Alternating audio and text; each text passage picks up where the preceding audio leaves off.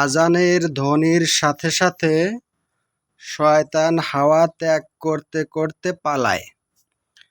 হযরত আবু হুরায়রা রাদিয়াল্লাহু তাআলা আনহু থেকে বর্ণিত, রাসূলুল্লাহ সাল্লাল্লাহু আলাইহি সাল্লাম বলেছেন, যখন নামাজের আজান দেওয়া হয়, শয়তান হাওয়া ত্যাগ করতে করতে এত দূর চলে যায় যেখান থেকে আজান শোনা যায় না। আজান শেষ হলে আবার ফিরে আসে। একামত বলার সময় আবার দূরে চলে যায়।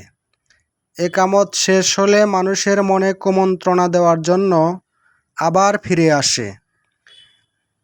যে সব কথা মনে নেই, শয়তান এসে সেসব কথা স্মরণ করতে বলে সেই কথাটি স্মরণ করো, ওই বিষয়টি মনে করো।